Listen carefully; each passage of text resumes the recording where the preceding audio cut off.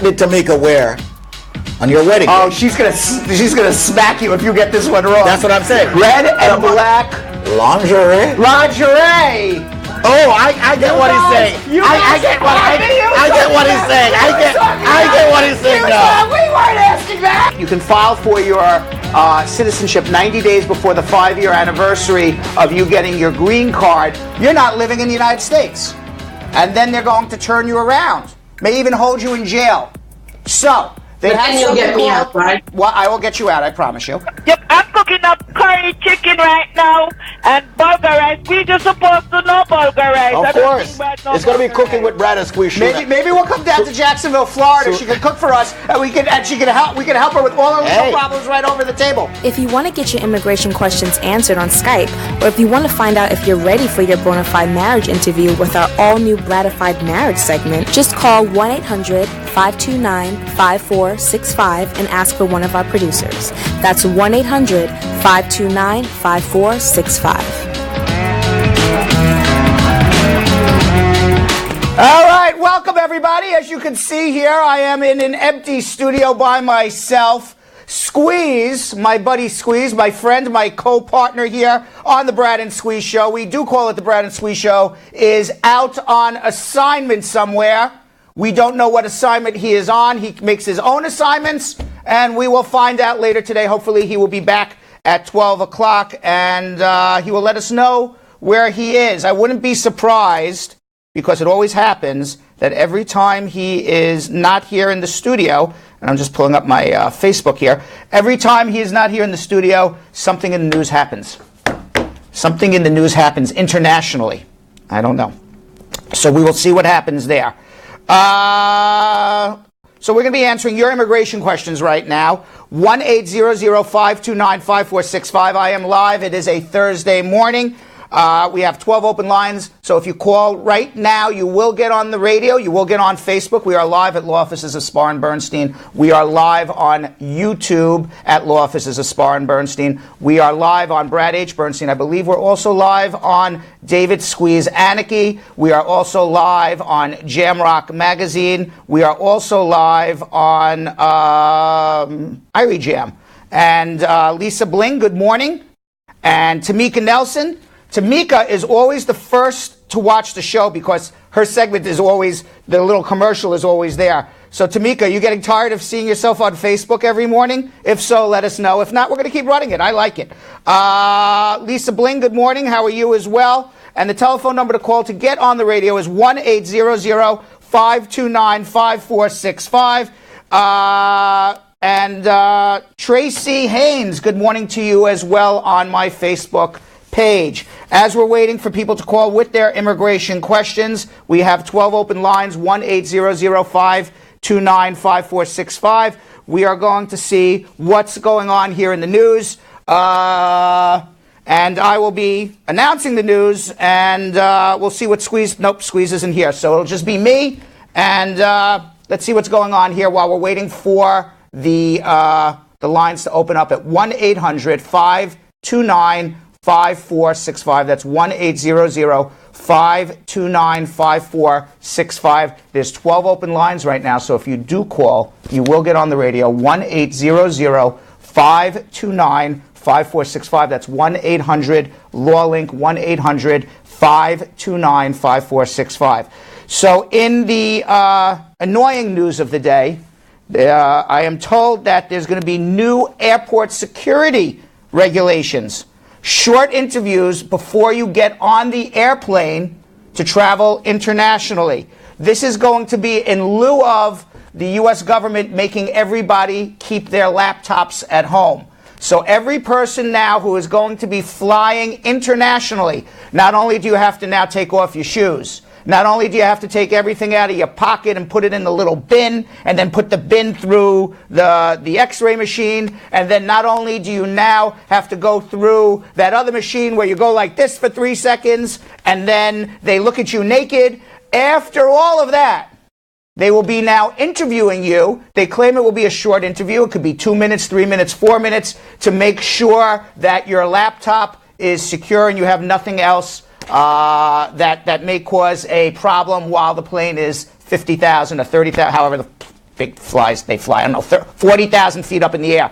So your lines at the security, as annoying as it is going to be longer and longer and longer, and they claim that this is going to affect, what is it, 325,000 airline passengers arriving in the United States each month. 320, they're going to interview 325,000 passengers. Yep, you got to make sure you get to the airport early. That's what you got to do.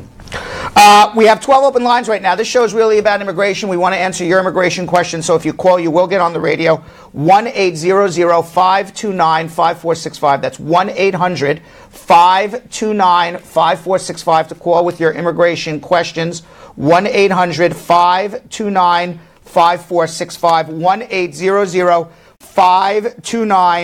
1-800-529-5465 with your immigration questions.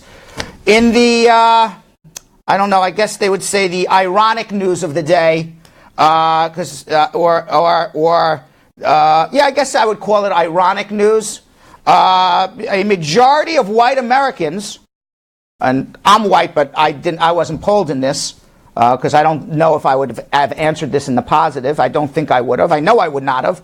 A majority of white Americans say they are facing discrimination. In a poll that was done recently, 84% of white people say that whites are being discriminated in the United States by ethnic minorities, which I believe, is probably the reason why a Donald Trump gets elected.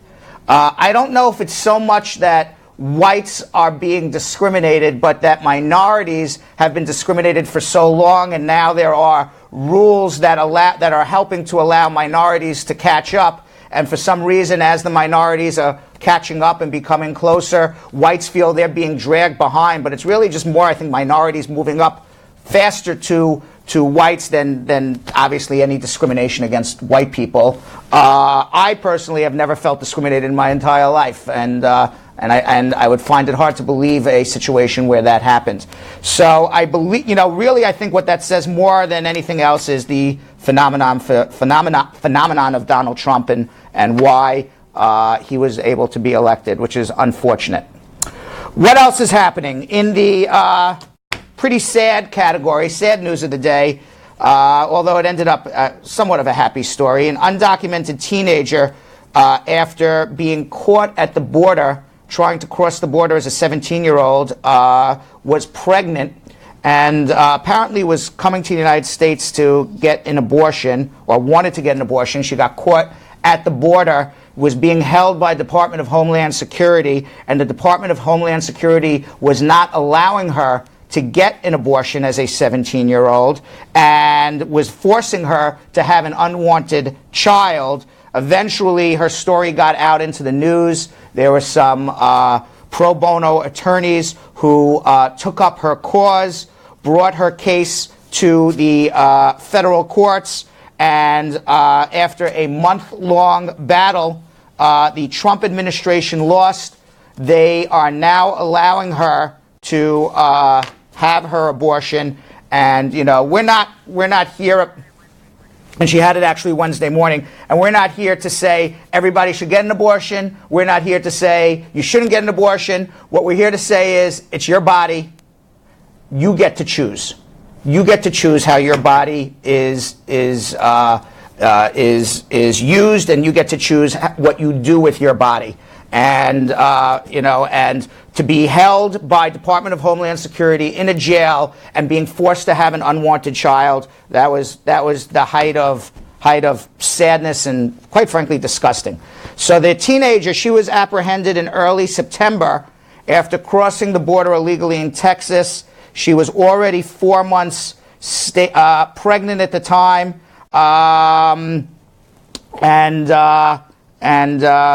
luckily, for her and her choices, it worked out in her favor. The telephone number to call to get on the radio is 1-800-529-5465, 529-5465. This show is about immigration. We're going to be answering your immigration questions. The telephone number to call, 1-800-529-5465, 1-800-529-5465. That's the number to call. Good morning, God, Most Blessed Diane. Yannick Miller, good morning to you as well. And good morning to everybody who is watching us on Facebook. And we're going to go to the lines right now, and we're going to speak to John in the Bronx. John. Yes. How are you? I'm okay. What's going on? Yes, I want to know because I got some case in immigration. Okay, what's the case? Well, I should be a citizen, but I miss the whole ceremony. okay. Where are you from, John? What country are you from? I'm from Africa. You're from Africa, and you've had a green Yes. card, and you've had a green card now for more than 5 years, and you applied for your citizenship. Is that what happened? Yeah, more than 5 years. Okay, and you passed your interview, and they scheduled you to go swear in, say, I am going to take allegiance to the United States of America. Why didn't you show up to your oath ceremony? What happened? Because I didn't get the letter on time. Okay. I get only one, but when I request, they told me they sent me 2 letters, but I didn't see the other one. Okay. And how do you know you missed it? You called them up and they said, hey, you missed it? How did you find out that you ultimately missed it? Because I went to the somebody else the letter. Somebody else got My the neighbor. letter. Your neighbor got the letter and handed it to you. And after he handed it to you, you opened it up and said, oh, gosh darn it. I'm sure you said something else, but this is all we can say on radio. Oh, gosh darn it. I missed my appointment. So how long ago was the oath ceremony that you missed? He was the August 12th. Okay, so it's just recent. It was just recent. What I would suggest you do is 2 things. 2016. Okay, August 2016. So you've been waiting now 15 months to get sworn in, and you were just sitting around and wow, I don't even know if your case is still open anymore. They're probably going to either want to re-interview you at this point, or you're going to have to refile your citizenship again because, I mean, it's been 16 months. A lot could happen between now and 16 months that may or may not make you eligible to become a citizen.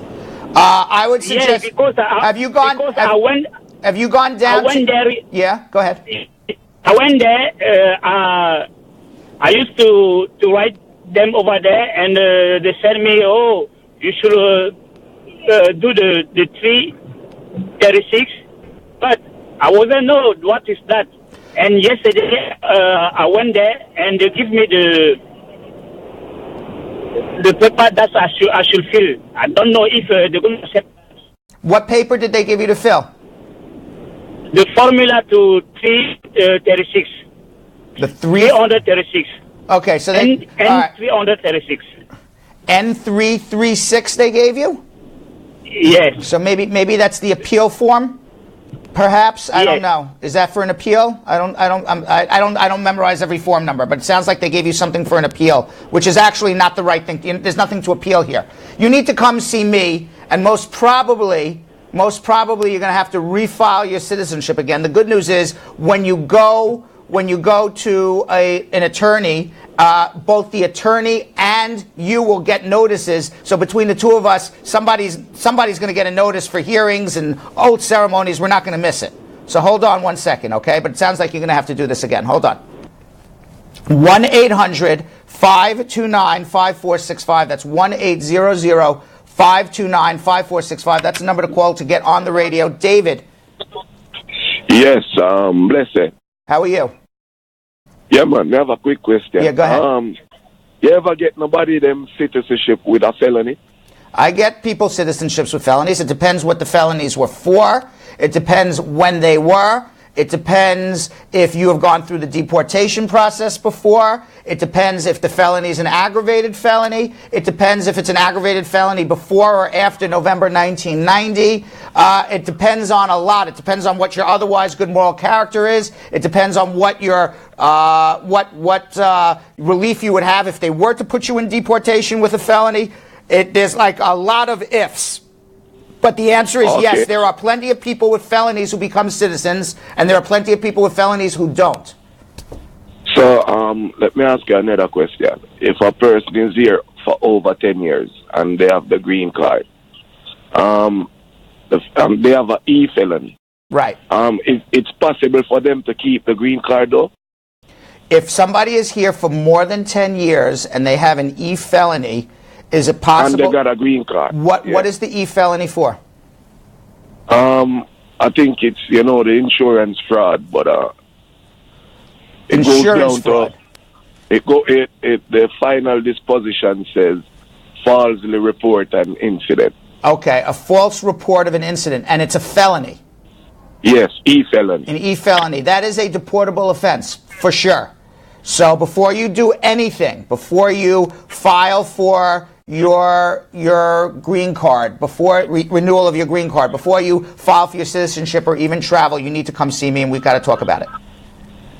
Okay. All right, so what would you need me to bring? Bring your disposition, which is the letter from the court saying what you were arrested for and what the end result was. And if you can also go down to the court and get and ask for a copy of whatever is in the criminal file, the charging documents. If you were charged with a felony, obviously there's some sort of indictment, a police report about the arrest, whatever you have that could supplement and help us understand what's going on, that would be great too.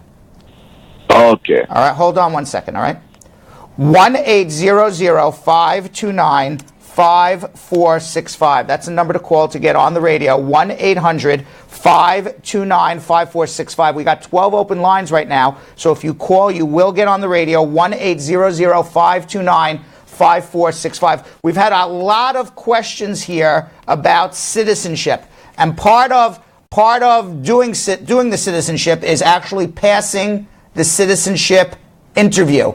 We had sent our attorneys on the streets along with our social media guru and Patrice, who is a fantastic production coordinator out there and field reporter. We sent our entire team out on the streets to ask American citizens if they could pass the citizenship interview.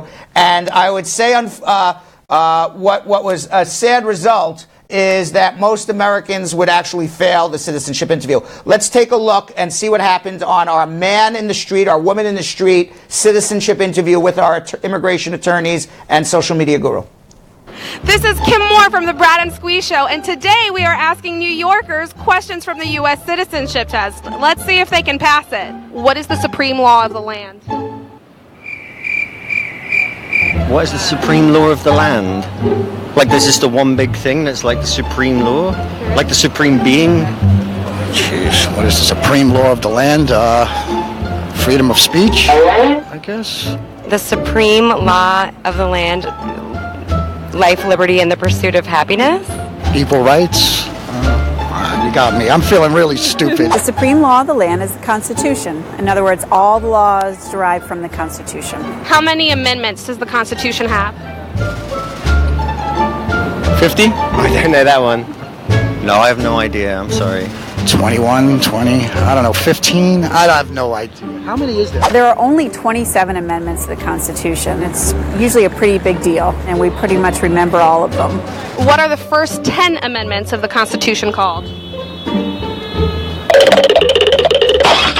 Declaration of Independence? I'm sorry, I don't know. The first 10 amendments of the Constitution, I have no clue. The first 10 amendments of the Constitution are called the Bill of Rights: freedom of speech, freedom of the press, freedom of religion, the right to bear arms. The idea of self-government is summarized in 3 words in the Constitution. What are those 3 words in the Constitution? I don't know. I don't know. I don't know. If you don't know, the 3 words are "we the people." How many justices are there on the Supreme Court? 3 justices? I don't know. 10?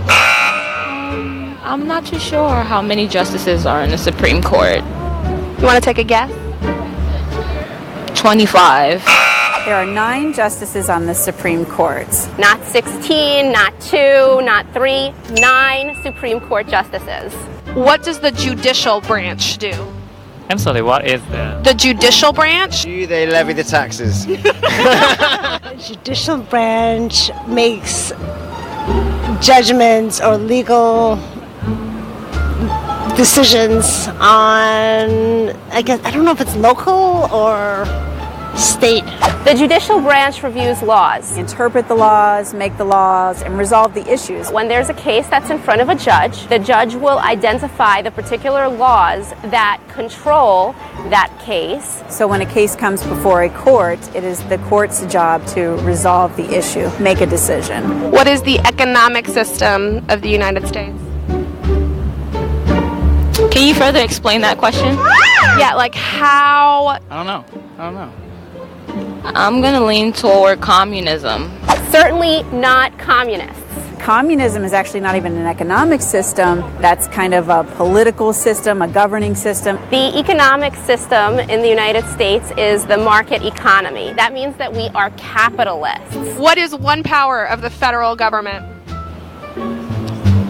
That's a good question. The federal government makes decisions on taxes. No? I don't know. I'm afraid I don't know. I don't know either. One federal power is to print money. Only the federal government can do that, so that as a country we have one monetary system. The interviewer will have a list of 10 questions. Only 6 of 10 need to be answered correctly. So you get the first 6 right, and that's it. That's all the officer wants to know. Prior successful results do not guarantee similar outcome. All right, so what we've learned from this is people who are American citizens who say that immigrants shouldn't come live here because what do they know about the United States of America? They themselves know nothing about the United States of America. More ironic news of the day. 1-800-529-5465. 1-800-529-5465. That's the number to call to get on the radio. 1-800-529-5465. By the way, now is the time to leave your questions on our Facebook page and on our YouTube page for social media check-in, which is going to happen, our rapid fire round, which is going to happen right after we speak to Rain in the Bronx. So we're going to speak to Rain, and then we're going to get to your questions on Facebook and YouTube. So leave your questions right now. Rain. Yes, President, good morning. Good morning. How are you? President, good morning to your listeners also. Thank you. You're welcome. I have a question, right? Yes. I'm an immigrant from Jamaica. I came here when I was 17. Right. Now I'm 31. But previously, when I was in my 20s, right, I filed my citizenship under my dad's name, right? They denied me. So I did it. I wait like a year or two after, then I filed it as an adult by myself under my own name, right? Right. So, but mind you, I came here underage, so I did it under my dad's name first, then I did it by myself. No. They're telling me they have to do investigation about the law that has been changed in Jamaica. Basically, the Jamaican law was if your parents wasn't married, you are considered a bastard. Well, I don't think they use the word bastard in the law, but I get what you're saying. Okay, so they say they like to use the word illegitimate. That's a nicer way of saying it. But let me say this. I know the citizenship law is like the back of my hand, literally. You know, and then there's the old joke. Oh my God, I never saw that before. But no, I really do. I know that citizenship law is like the back of my hand. So let me ask you a few questions, and I can tell you right now whether you are a citizen through your father, because that's your question. Did I derive citizenship through my father, or do I have to naturalize? Because the reason why they're investigating now is they're saying, well, you can't naturalize to a citizen if you already are a citizen. So one way or the other, you're going to be a citizen, either through naturalization or through deriving it through your dad. So let me ask you a question. You said you're 31 years old now. Is that correct? Rain? What happened to Rain? Let's go back to him. Rain, you there? Rain, you there? Everything okay. Okay, Rain. Let me Rain. Okay. Time. We dropped you for a second, so you didn't hear. Okay, I'm going to figure out right now whether you're a citizen through derivation, which is through your dad, or you should be naturalizing. Either way, you're going to become a citizen. So let me ask you a few questions. You said you're 31 years old now. Is that correct? Yeah. Okay, so you were born. What year were you born? I'm bad at math. So you were born in 87? 86. All right. So in the year 2001, you were about 15 years old. Is that correct? Yeah. Okay. And you were living at 15, you were living with a green card in the United States? No, I came here when I was 17, actually. You came when you were 17 years old. And did you come to live with your mom or did you come to live with your dad? My dad. Okay. And your mom and dad were never married? No. And your dad put you in school here and was basically your guardian. Is that correct? Yes. Okay. Yes. So what the law says is that if you're living in the physical and legal custody of your father in the state, in the United States, your dad's a citizen, you're under 18, you're an automatic citizen. My guess is that you're an automatic citizen when that happened when you were 17, and when you went to do your citizenship on your own, when you said, I did it on my own, you were doing it to derive your citizenship through your dad. They made an error and denied you, and then you went and now filed your naturalization. They say, wait a second, I think you're a citizen from that first application.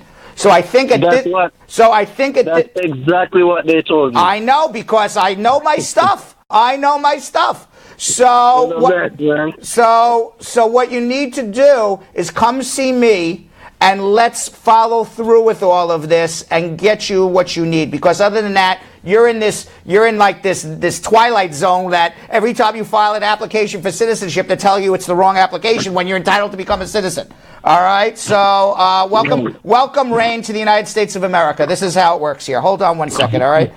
All right. 1-800. You're very welcome. 1-800-529-5465. 1-800-529-5465. You know what? We got a whole bunch of calls now all of a sudden. I was talking to myself for a long time, and now we got a whole bunch of calls. So you know what, Jill? Let's go to do one or two more calls quickly. I'm going to try to knock them out. Then we're going to go to social media check-in. Then we're going to have to talk about USA Credit. Then I had an interview with a film director, which we're going to see, and then we'll do a little more social media check-in. All of this in 30 minutes or less. Jennifer, quickly. Hello. How are you, Jennifer? We got to go quick.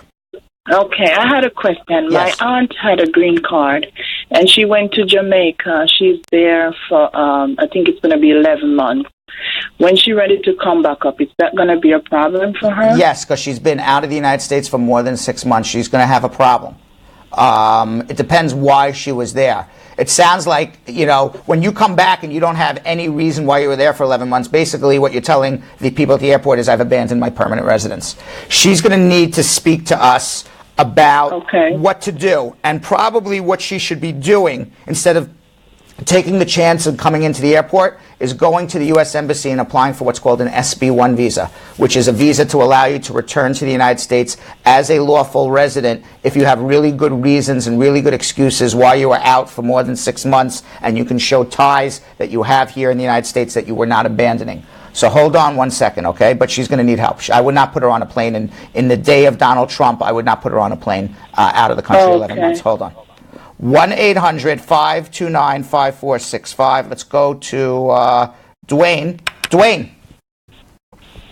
Hello. How are you, DUANE? Yes, I'm calling regarding to my my cousin. Yes. So what happened? He got deported in 2008 for probation violation. Right. So now he's trying to come back. He's getting married to army. Okay, so he's getting married to somebody in the military, and he got deported for a probation violation. So he actually has 2 criminal convictions. One is the underlying conviction. We don't know what that is. And then on top of it, he violated his probation based on that whatever he did in the past, and maybe he has other stuff too we don't even know about. What was the let's start with what was the underlying conviction? For weed. Weed. And then was it a lot of weed? Are we talking about like bags and bags and garbage bags of weed? Or are we talking about like a joint? It was just a little box of weed. A box of weed. Okay. Yeah. And then he violated the probation. All right, this is the law, as sad as it is. If he was found guilty of possession of more than 30 grams of weed, which is basically like, weed for your own possession, you can't come back to the United States no matter what. Period. Yeah. So the first step we got to figure out is what was the quantity of weed that he was found with, and then determine whether or not he can get a waiver. So hold on 1 second, okay? All right, but the weed laws here for immigration are crazy. It's actually talk about the hypocritical news of the day. Okay, here's a guy. Maybe he's a good guy. I don't know. We don't know anything about him. But let's assume this guy who got deported for weed. It was box of weed, whatever the box of weed was. So it was 50 grams, 60 grams of weed. Big deal. Okay, he gets deported for it. Maybe he lived here his whole life. Maybe he came here as a 3-4-year-old. You would still get deported for it. Yet there's a guy driving around New York City with a big truck with a big marijuana leaf all over it. People have seen it all over New York. It's not like it's a shock or a surprise. And he's openly selling weed. So people are in business. In Colorado, there are people openly selling weed. It's legal. In many states, it's quite legal. Yet here's a guy who got deported for having weed. He can't come back ever to be with his wife who's in the military. Talk about the height of hypocrisy. By the way, every day, when we go through the show, at some point during the show, it's not like I think about this ahead of time, where I'm like, okay, what's our, hypocritical moment of the day? I am telling you, you do this show with immigration and minorities and trying to help people who need help, and power is concentrated in a few individuals. Everything that we do, you say, wow, that's so hypocritical. And quite frankly, it is. But you know what? We got to fight. We got to fight every day and never give up.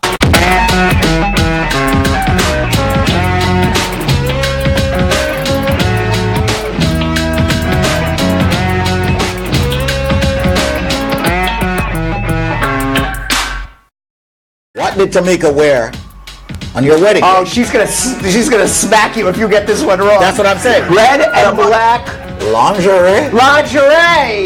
Oh, I get what he's saying. I get what he's saying. I get what he's saying. No, we weren't asking that. You can file for your citizenship 90 days before the 5-year anniversary of you getting your green card. You're not living in the United States, and then they're going to turn you around. May even hold you in jail.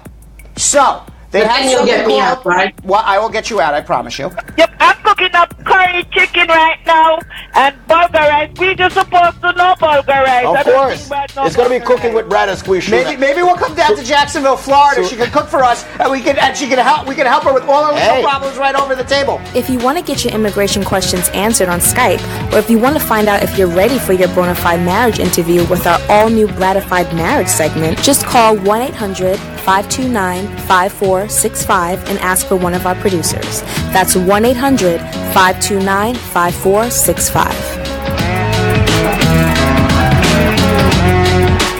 Well, the Squeeze is back in a Brad and Squeeze show. He put the squeeze. Why are we always listening to the music after? There we go. It's off now. The Squeeze is back in the Brad and Squeeze show. Right. You put the squeeze. You put the squeeze on me this morning. I got a text message this morning that Brad, I got some family personal issues I got to take care of. No.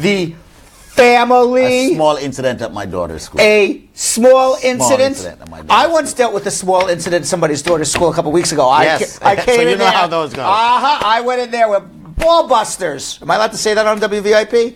Yeah, you can. Yeah, and ball and busters. Ball and busters. Nothing wrong with that. Nothing wrong with that. As long as you're not saying Dave and Busters. So that little incident you took care of at your daughter's school, you handled it like a true professional that you are. Handle it, yeah. Right. Yep. You said to the school, "Don't make me call you out." Yep. On the Brad and Squeeze show.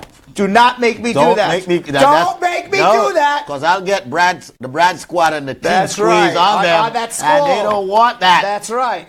You know. Anyways, so let's see what's going on in the news while we're waiting for people to call at 1-800. Yeah, what's going on in the news? Well, let me give the number out. We're going to be answering your immigration questions. It's 1-800-529-5465. I don't know which, this camera. 1-800-529, I'm looking at the wrong camera. 1-800-529-5465. That's the number to call. We got 12 open lines right now. 1-800-LAWLINK. 1-800-529-5465. We're going to be answering your immigration questions. We're going to have a very long but fast, rapid fire to answer everybody's questions online. So leave your questions. We're going to go to that very shortly as well, because we weren't able to do it this morning because we had issues with our Skype connections. So we're going to get to everybody's questions from this morning, plus this afternoon. We got it all straightened out. In the meantime, while we're waiting for people to call here at the Brad and Squeeze Show. But they don't know how to call if we don't give out the number. I thought I did. So let me give out the number. You give it out your way. Yeah, the squeeze way. You give it out the squeeze way. 1-800-529-5465. We have listeners on 93.5 WVIP and viewers on our Facebook pages at David Squeeze Annakie and at Law Offices of Spar and Bernstein. So call us now with your immigration questions. 1-800-529-5465. That's 1-800-529-5465. Did I cover all the social media platforms? Yeah, no. Maybe. I was reading here about Trump on my cards. Yeah. So I didn't hear what you were saying with the platforms. Like, did you say law offices of Spar and Bernstein? Law offices of Spar and Bernstein. Law offices of Spar and Bernstein. Law offices of Spar and Bernstein. Law offices of Spar and Bernstein. Law offices of Spar and Bernstein. What is seashells? No. Seashells. No. By the seashore. You're saying it wrong. What? She sells seashells by the seashore. She sells. Yes. She sells. No. She sells seashells by the seashore. No, I thought it was seashells by the seashore. Say it real fast. I can't. She sells seashells by the seashore. She sells seashells by the seashore. Yes. Anyway. All right. What about Trump? I need media trading, obviously. What about Trump? So anyway, Donald Trump.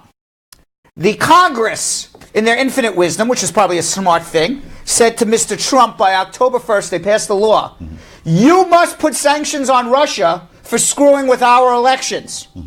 Now, Mr. Trump, maybe he doesn't want to do that, because if it wasn't for Russia screwing with the elections, maybe Hillary would be the president of the United States. So the sanctions bill named the Countering America's Adversaries Through Sanctions Act, or the Seashells by the Seashore Sanctions Act. It flew through Congress like a 747. One of the only bipartisan bills ever to pass Congress this year, if not the only one. Everyone in Congress is up in arms. Russia screwed with our elections, and maybe we have an illegitimate president. Who knows, but he's the president. And they said, you must give sanctions, Trump, by October 1st. So October 1st has happened. No sanctions, Squeeze. None. Zero. Zip. What do you think about that, Squeeze? Do you think that there is a possibility? See, I think that Putin called up Trump. I'm dead serious. And he says, Mr. Trump, I can't do a Russian accent. Mr. Trump, I have the PP video still. What's the PP video? It's when apparently there's a video out there that Putin has. You know, it's alleged. Right. Alleged. We don't know. It's just, some would call it fake news. Doesn't exist. I believe it exists. I believe it does. Okay. That there's a video out there with Donald Trump when he was in Russia during the the International Miss Universe pageant. That he had prostitutes and there was something with urine and prostitutes. And the Russians have a video of it. What? You never heard that? I heard some you never heard mumbo jumbo about that, but I think it exists. I believe it. After what happened with Harvey Weinstein, I believe anything. People are up in arms about Harvey getting disgraced and Trump He's the president. He's the president, but he did the same thing. Yeah. He did well, I mean, where's, is there much difference between what Harvey Weinstein did and Trump did? Why did he lose his company and Harvey Weinstein loses his company and Trump becomes the president of the United States? That's a little crazy, right? Yeah. So why don't you think that Trump would enforce sanctions on Russia if the entire Congress says to do it? Wow, my voice is cracking when I say that. Your voice is cracking. Why, Squeeze? Why? I believe that. Why? Tell me. There is some kind of involvement with Trump and Russia. Screaming in you. There's something there. There's something that's not out completely. Correct. Something. I don't know what it is. It may not be that video. That video could be fake news. Yeah, that video. I think the video is fake. Could be fake news. I don't know. I say 50-50. It's fake news. 50-50. By the way, good afternoon, Tamika, Angie Angel, all watching. Most Blessed Diane, Romaine King. Good afternoon also, all watching on law offices of Spar and Bernstein. And what I would ask everybody to do who's watching us on all our social media platforms, please share this with your friends and family. If you think that they're going to need some help, they want to be entertained, if you think that they would be concerned about what Squeeze and I have to say about all the day's topics, if you think that they may need some legal services, they need some credit repair services, please share this with all of your friends and family. And the easiest way to do it is you take out this thing. See, I have props. Yeah. You take this thing out. Well, I don't even know why you have that. I don't know like either. you use it. You take this out and you click share. There you go. Why does everyone want to know where I was this morning? I explained. You were at your daughter's school. Yeah. Stuck in an elevator. No, it wasn't. Walking down 54 flights of stairs. No. After a long night. Hungover from PhD the night before. It wasn't a PhD. You were not a PhD the night before. It was blonde. Okay? But then, having to drive all the way up, and you don't want to know, man. Here's a terrible story. Here's a story. Okay? A 10-year-old girl is detained by immigration officers after she had emergency surgery. Want to hear a terrible story? Yeah, I'm listening. Rosa Maria Hernandez, a 10-year-old with cerebral palsy, was brought to the United States illegally when she was 3 months old. Basically, there is absolutely no difference between this girl and any other girl who grew up in America. You think there is, other than the place of her birth, because she's grown up here since she was 3 months old. Think anybody remembers what happened between birth and 3 months? Do you think she had any control over being snuck across the border? No. And this girl has cerebral palsy? And immigration's coming to arrest her in her hospital room? Earlier this week, while she was traveling in an ambulance with her cousin, who's a U.S. citizen, so she could receive emergency gallbladder surgery, immigration officers stopped the vehicle at a checkpoint. Border Patrol followed the ambulance to the hospital, and when Rosemarie was discharged after surgery, they took her into custody and put this girl in jail. The young Mexican national has now been transported to a government-contracted juvenile shelter in San Antonio, 150 miles from Laredo, Texas, and put in deportation proceedings. The Border Patrol defends its agents. It's terrible. Saying they must protect America. They are saying they must protect her America, must protect America from this awful 10-year-old girl with cerebral palsy. I'm choked up about this. They escorted Hernandez to the Children's Hospital to ensure she received medical care before they boot her ass out of America. Very, very sweet. Very, very sweet, Donald Trump. So she's in deportation. I don't know what her story is, but there's probably lots of ways that we would be able to help her. Maybe we should reach out to the parents, Jill. Yes. All right. Now here's something that it basically explains Squeeze. Okay? I never understood you until I actually read this scientific study. Okay. Okay, now I have read this scientific study. I now understand Squeeze. Okay. This I have to hear. Scientists say your brain is still working after you are dead. According to a team of scientists in New York, they have studied David Squeeze Annakie's brain, and it says it is still very active after his death, which means there's a chance you could actually hear your own death being announced by medics someday. Actually, you're not dead. I knock on wood. But that is a true scientific study. They studied the human brain, and and after you die, your brain is active, so you would still hear medics say, "He's dead." And you're like, "Who's dead? Who's dead?" I just heard How that. long does it stay alive? Who's dead? I just heard that. How long does it stay alive? I don't know. You ever seen the movie Flatliners? Yes. Okay. Sam Parnia and her colleagues from New York University Langone School of Medicine have been studying patients who have theoretically died from cardiac arrest, meaning their heart stopped. They were later revived. Technically speaking, that's how you get the time of death. It's all based on the moment when your heart stops. Well, I guess there's different definitions of death. Maybe the definition of death is when your brain stops, and maybe you're alive but your heart's not beating, but they claim really that you're dead when your heart stops beating. I really would think it's brain. I would think so, Your too. brain controls everything.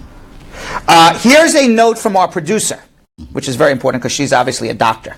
Okay, so she's aware of these things. All right, so Dr. Jill writes, after a heart attack, there's still a chance of resuscitating the patient. So the question is the death official once a person's heart and lungs cease functioning, or if they have no... We just talked about that. She read my mind. Yeah. She read my mind. I don't think you're dead until your brain is completely I want you to know something. Yeah. Okay? If I drop dead of a heart attack right now, Squeeze, the closest man to resuscitate me is you. No. Okay? No. The closest man to resuscitate me is you. Woman immediately. I will be expecting... If there's anything that could shock my heart back to working, would be the thought of you resuscitating me. That would be... Maybe I would have a second heart attack. Let me just say this much. Yeah. I would not be resuscitating you. All right? Let me just make that very clear. All right? Let me just disclaim that. All right. To Brad Squad and Team Squeeze. Right. All right? I'm going to say I wasn't in the room. I don't care how many cameras are on me. Anyway, there's no resuscitation. I'm sorry, You're gonna be like 911, and they're like, you have to resuscitate him, and you're like, I'm not touching this guy. All right, 1-800-529-5465. This is the time when we have to get serious now, right, and start some immigration help. What do you think? I think we should actually demonstrate to everyone out there what it is that we really do. And they can get their immigration questions answered right now. And the number is 1-800-529-5465. That's 1-800-529-5465. It's 18 minutes after the hour. So let's just go to Tina, who's in Kingston, Jamaica. Tina. Hi, good morning. Well, good afternoon, where you are. Good afternoon. Thanks for taking my call. I have a question. My father was doing some filing for me. He started the filing process again. He started it over in March. Why did he start it again? What happened the first time? Well, because it was expired basically, and the time had passed, and there's no way for me to get back the priority date or anything because wrong. That's wrong. What happened was, if I understand correctly, but you actually understand the law wrong, or you've been giving bad advice. Okay. What I understand is Dad filed for her. She never completed the case, and basically it got to the National Visa Center. The National Visa Center sends out a letter that says you got a year to process this, and if you don't process this, you're out of luck. And they never did it, and years have gone by, and now she goes, okay, I want to process this, and the National Visa Center says, sorry, out of luck.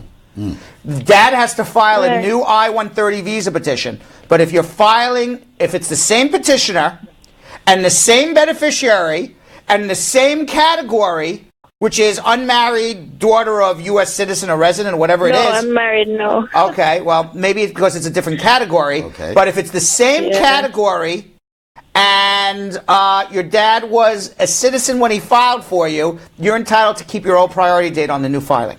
There you go. So I would suggest, at a bare minimum, is to have a consultation with us and let us take a look at what you're doing. It may save you, I can't tell you, it may save you a decade of waiting.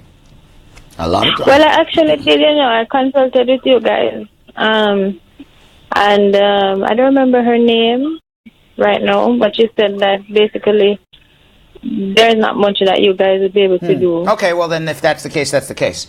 Yeah. What is your question for me today?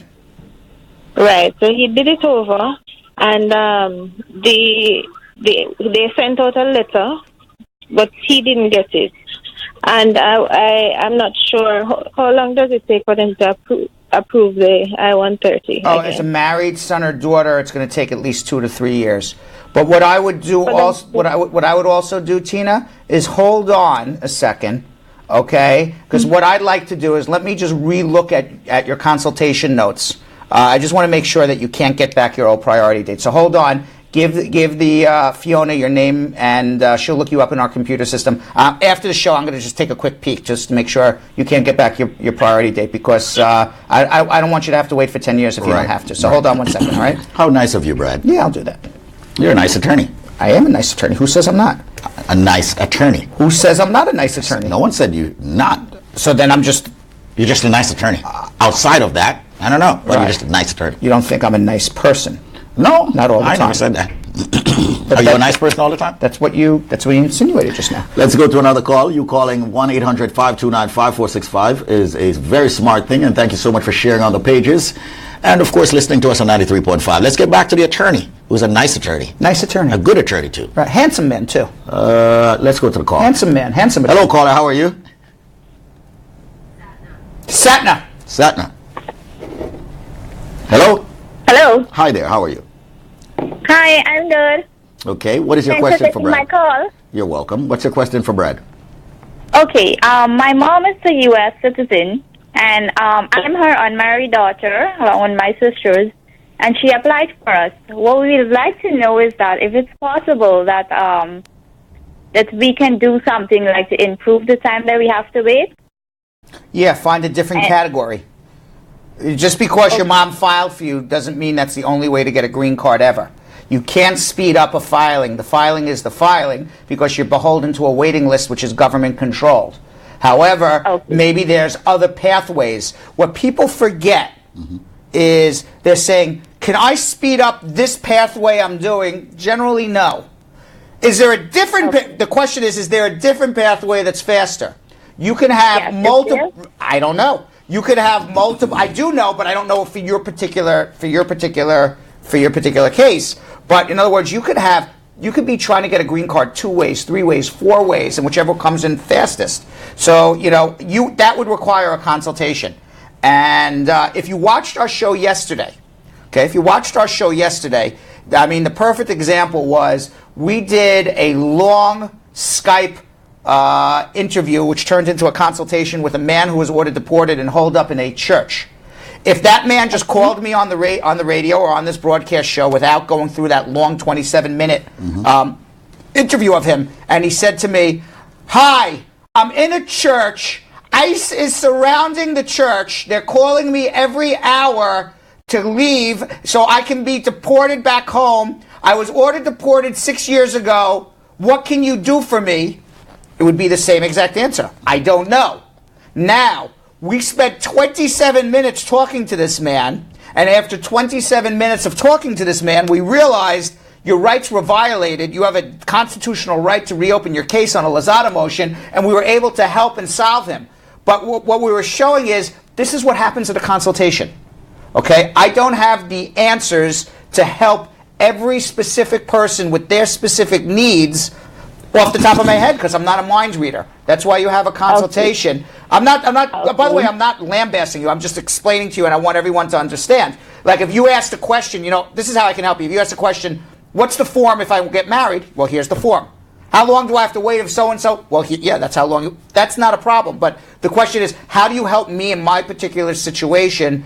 That requires a full consultation. All right? So hold on 1 second. And this is Santa in Deerfield, Florida. SATNA in Deerfield, Florida. Right. She sells seashells by the seashore. Peter Piper picked a pecker. Peter Piper picked a pepper. Pepper. What did Peter Piper pick? Ladies and gentlemen, this is the Brad and Squeeze Show. Once again, remember, the show is all about answering immigration questions and more when it comes to law, criminal defense, personal injury, family law, tax law, and especially construction cases out there. Make sure you choose the law firm of Spar and Bernstein. Store this number in your phone now, 1-800-529-5465. That's 1-800-529-5465. Saying that will never happen to you is not actually having help. Did that make any sense? No. What I think you want to say is thinking that you're never going to need a good lawyer. Exactly. Is pretty silly thoughts. Yes, thank you for putting that in perspective for me. Thank you. Everybody always needs a good lawyer, Peter Piper, right? Including Peter Piper. Thank you so much. Right? She sells seashells That's by the right. seashore. Peter Piper everybody needs good lawyers these days. So what Squeeze is saying, even if you don't think you need a lawyer today, doesn't mean you won't need a lawyer tomorrow. Thank you. Save my number in your phone, 1-800-529. They're for you today, they're for you tomorrow. Right, it's great. By the way, USA Credit is a proud sponsor of the show. Yep. All right, so let's do this. I think we should go to rapid fire. We're going to go speak to Kim in Miami, Florida, who's and then we're going to do rapid fire. Kim is in Miami? SMG's in Miami? No, somebody else is in Miami. Kim Moore is in Miami? Somebody by the name of Kim is in She Miami. gets a vacation already? Yes, and then that'll give Kim Moore, SMG, time to set up and be ready for rapid fire right after Kim. Kim. Hello. How are you, Kim? Hi, Kim. I'm good. How are you? Good. Wonderful, Kim. I'm just calling to find out if I have done advance parole, can I travel on it without having any problem? If you've been what? Travel on it. Travel on what? The advance parole. Oh, as long as you have a pending case and it was, sure, travel on it. Don't stay out for more than 2 weeks. All right, thank you. You're very welcome. All right, so let's see if we can catch the ever-elusive. The elusive. Slippery. She's slippery? Sometimes. I don't know. Sometimes. The slippery, ever-elusive SMG in our social media room. Let's see if we can catch her. Let's go to the social media room with Kim Moore. Hello. How are you doing today? I'm doing well, although I'm not sure that slippery is my favorite adjective. You are slippery. Brad comes up. You want to know why she's slippery? Because I'm always looking for her, and she's never sitting in her seat. So I end up walking around the office. And then I go, oh, I found you. She goes, oh, I was looking for you too. And I'm like, what do you mean you're looking for me? She's very smart. Right. I said, what do you mean you're looking for me? She's very smart. I'm looking for you. Right? She just played that Jedi trick on you. Exactly. All right, so let's go. Let's go to social media check-in. Rapid fire. We are not screwing around. We got 5 minutes to get as many questions in, Kim. Start the timer.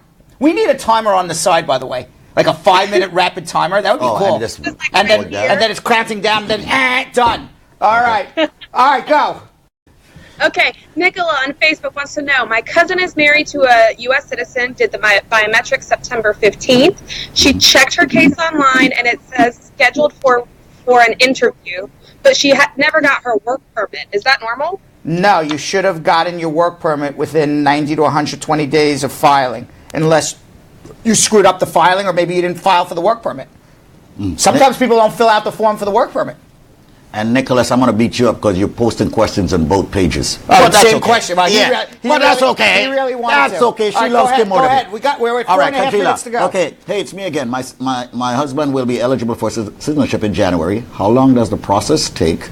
And should we wait to send in spouse and stepdaughter papers?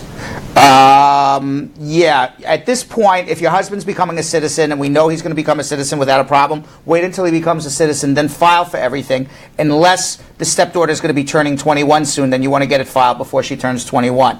It takes about 6 to 9 months for citizenship these days. SMG.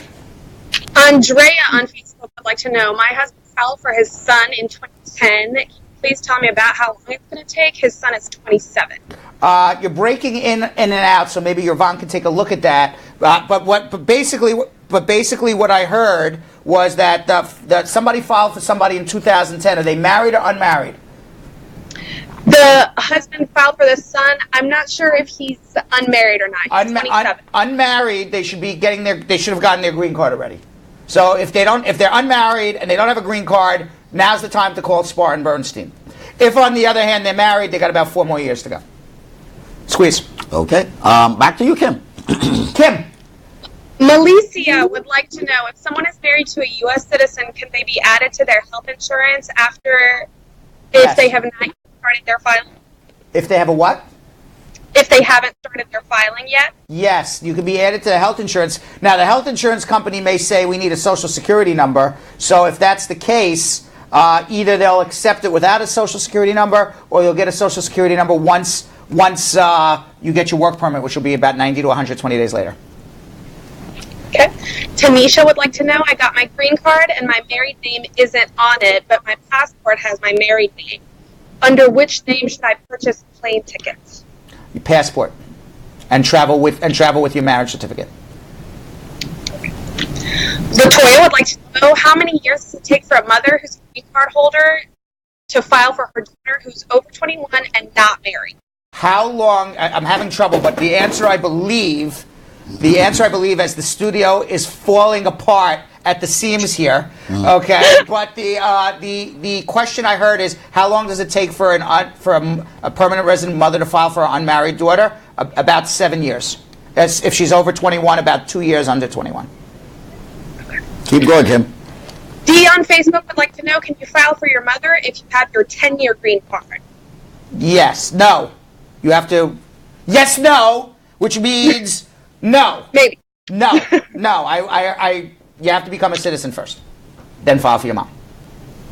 Vivian would like to know, how long does it take for NVC to review your documents after they requested a checklist? 8 weeks. Katan would like to know, is it possible for citizenship to do your citizenship if you have 2 DUIs? It's possible, but whether you'll become a citizen or not is another story. So I think your question is, will I become a citizen with 2 DUIs? It depends when and what circumstances were there. Anyone could file their citizenship. Son of Sam, if he was, who Son of Sam is, right? The guy who killed, I don't know. Serial killer. Right? Serial killer. If he could have filed his citizenship if he wanted to. He would have been denied, obviously, because they don't really give, serial killers citizenship. But, so anyone could file it. It's whether you'll get through or not. Depends on the circumstances of the DUIs. You got to prove good moral character. And that's the reason why you needed a attorney. Correct. Unique on Facebook would like to know, I'm a Jamaican working in Louisiana, and my boyfriend is a U.S. citizen, but he's been asking me to marry him since last year. Can I get married on an H-2B visa and stay in Louisiana with him? Yes, as long as the marriage happened more than 90 days after your last entry into America, and then you could adjust your status. All right, stop! No. That's it. No, I don't think we should stop. We're at the... Thank you.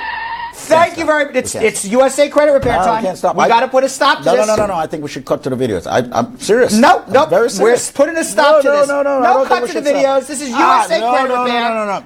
I think the sponsor can wait for a minute. I think because I think that would be more interesting at this point. All right. As we see. All right. Can we start the show again, please? Yeah. We're not going to do USA. Let's start the show again, please. Let's start. Can we turn the car back on? I'm watching the numbers here. Yeah. Can we turn the... There we go. Thank you. All right. So what we're going to do now? Yes. Tell me what's the fun part. We're going to do the fun part now, which is we call it the man in the street, which is very sexist. So we got to change it. We got to change it. Who brought that to your attention? You. Thank you. You, Mr. Feminism. Well, right. Well, you are a feminist. Call me whatever you want. You are a feminist. All right. So we have person in the street, which reminded me, otherwise known as the piss. I don't think you can say that. Well, you can't say PIS. I don't know. How do you piss? You can't say that. So we got to come up with another name then. Yes, you do.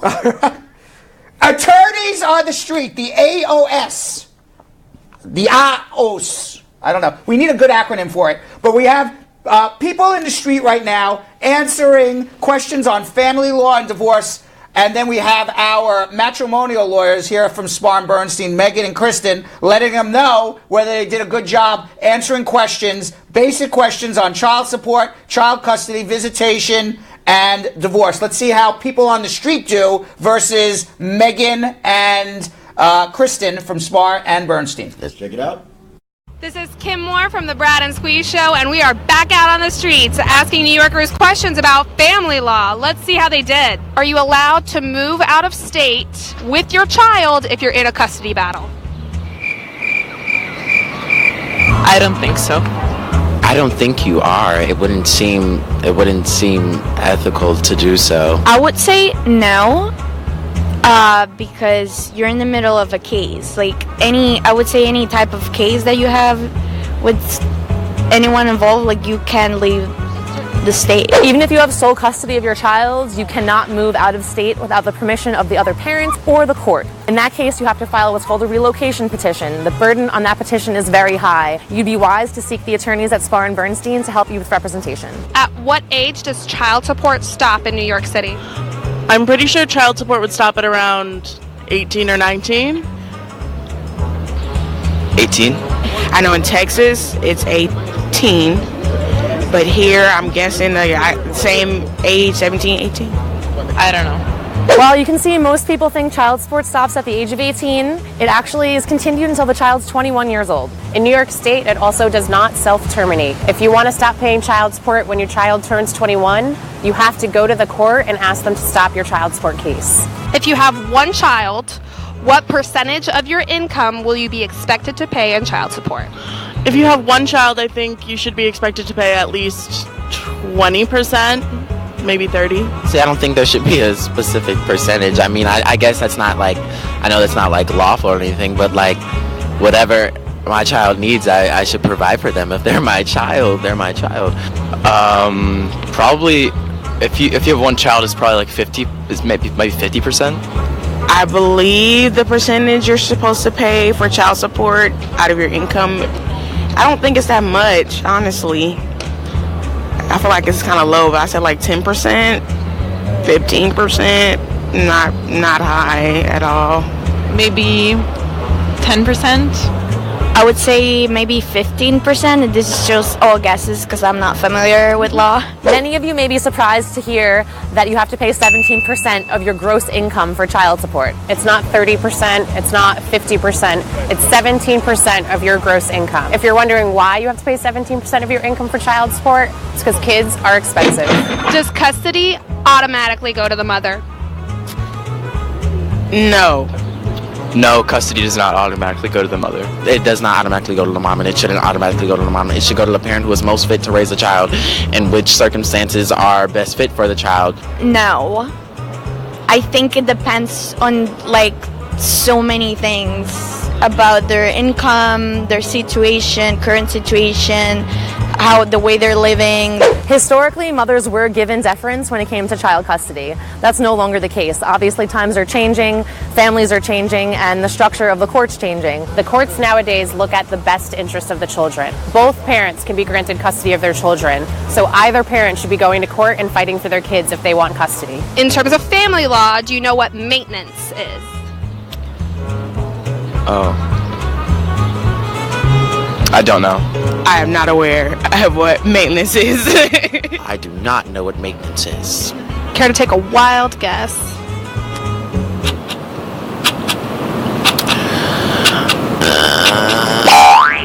No. I do not know what maintenance is. Maybe making sure that everything is upkept, like your salary is still updated, like all of your information is still there. Maintenance is spousal support. It used to be called alimony. It's spousal support that you may be court-ordered to pay to your soon-to-be ex-husband or ex-wife. Can a spouse use incriminating photos or text messages as evidence against you in divorce proceedings? Yes, to prove an affair. I mean, I guess you could, but in court, would they really think you're lying about being cheated on? Is that a thing? That's hard because we're very influenced by media and they make us believe that's true, but I'm not sure about that. Maybe it's like in very specific conditions that you can do that against an ex-spouse. Yeah. I don't even see how that doesn't seem appropriate in my opinion, but if that's what people do, I guess I wouldn't do that. Photos, videos, posts on social media can be used against you in a divorce. While the fact that your spouse cheated might be the most important thing to you, it is not the most important thing to the court. Unless your spouse used marital money to pay for that extramarital affair, the judge does not want to hear about it. You may also be surprised to find out that if you are conducting an extramarital affair, assets from the marriage spent on that affair can be used against you as well. So be careful. If you filed divorce papers with your ex months ago and have never heard back, what should you do? Contact the person you're trying to divorce. I guess what you would do if you hadn't heard anything back from your ex, I guess, would be to just do what you were doing before. Like, just continue doing whatever you were doing. I have no idea. Go to some type of higher up after trying to reach out to them. I guess on some type of judge, local judge, attorney, somebody with some legal power. Contact us. If you filed for divorce months ago and you still haven't heard anything, the clerks are giving you the runaround, you need to come to Spar and Bernstein and speak to an attorney in the matrimonial department. We can help. Prior successful results do not guarantee similar outcome. Okay, back to the Brad and Squeeze show where we take some calls on the air. Let's go to the phone lines right now. Hopefully you'll love that segment right there, right here on 93.5.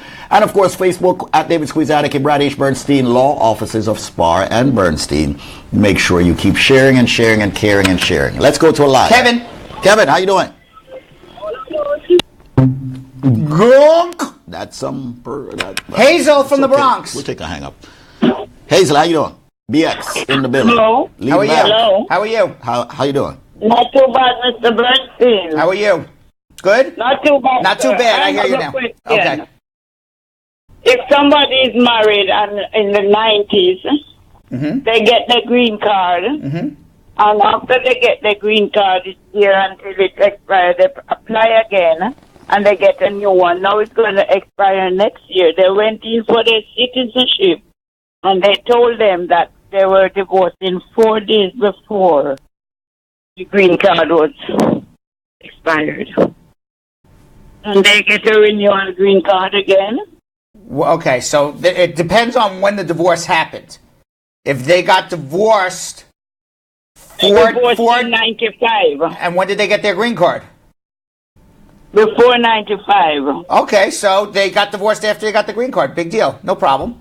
And what was the problem? It's going to. They want to know if they can renew it because it's going to expire in January of next year. Well, you're going to be a citizen presumably before January of next year, right? You filed the citizenship. Yeah, they're going in and they deny them.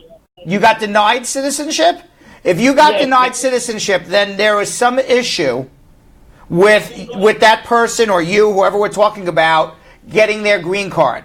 Okay, there was some sort of issue in terms of the timeline between the marriage, the green card, and a divorce. And then it was discovered years later. What you need to do is stop in your tracks, like what we do for USA Credit in about 3 minutes. We stop in your tracks, come see me with the denial on the citizenship, and then let a good lawyer like myself or one of the associates here or managing attorneys here at Spar and Bernstein help you and tell you what to do. Okay, so hold on 1 second. It depends on, I got to see the timeline first. Right.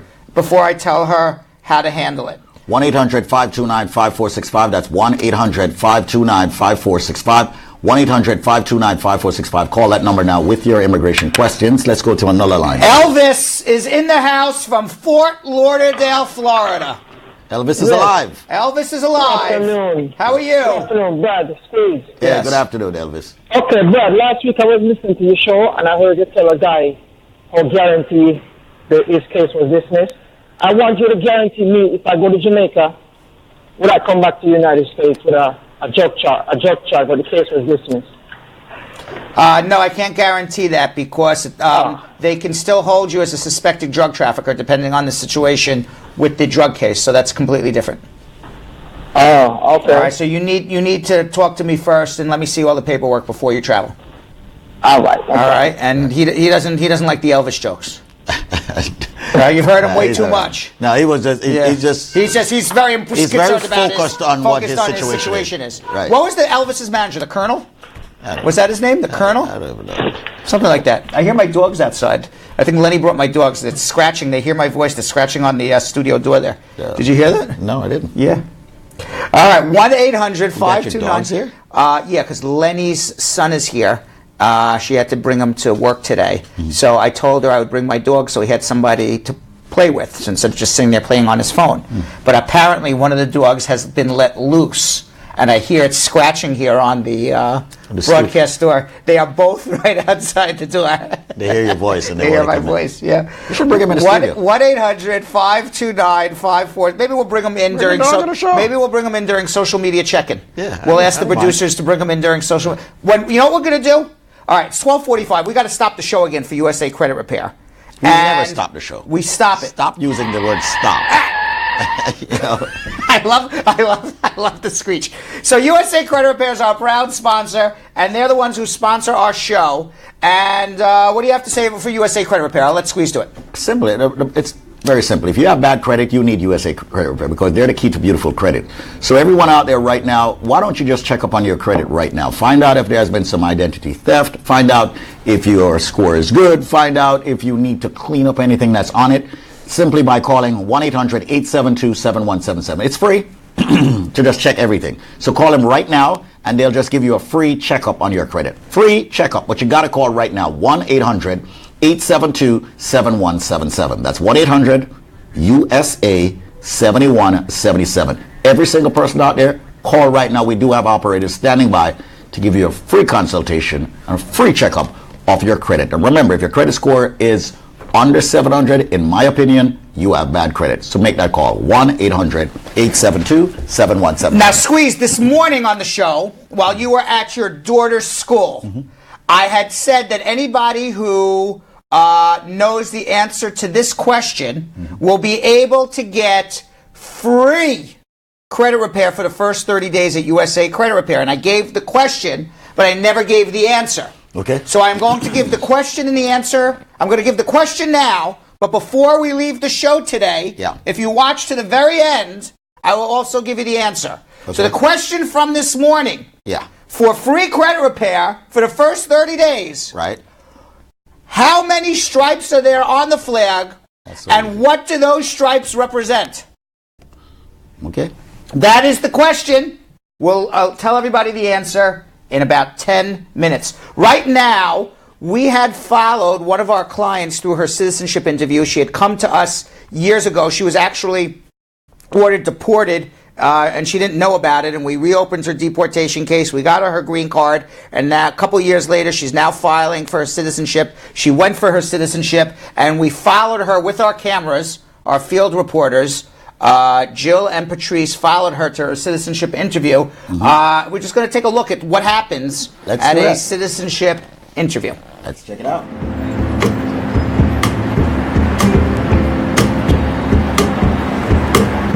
My name's Joseph. My name's Sarah. Thanks to the law firm of Spar and Bernstein, we are here today so that we can go through my wife's citizenship ceremony to become an American citizen. I'm so excited. I'm from original country, Jordan. I came to America 2004.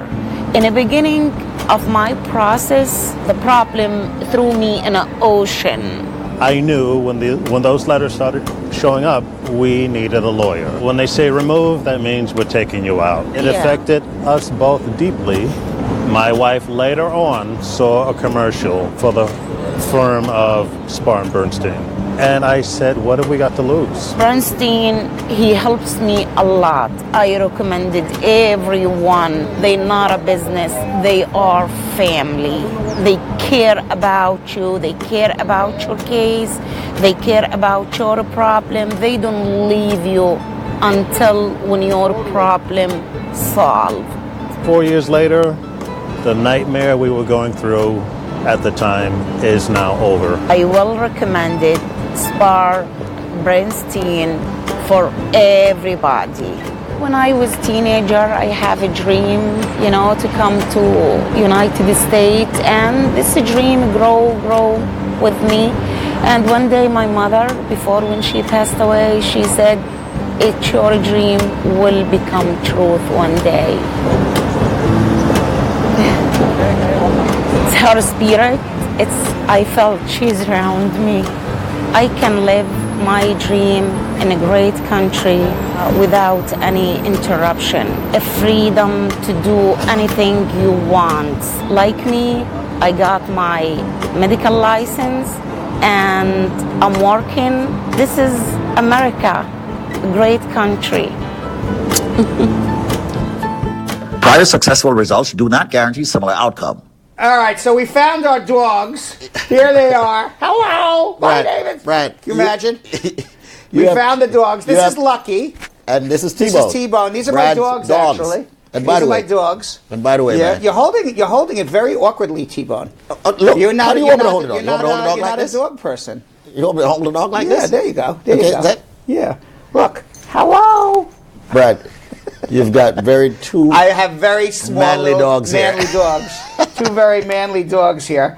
And so Lucky and T-Bone, they were scratching on the door. So Squeeze is like, I'll bring the dogs in. If anyone saw me with these dogs, a lot of people are seeing you with the dogs. They would dispute my sexual orientation.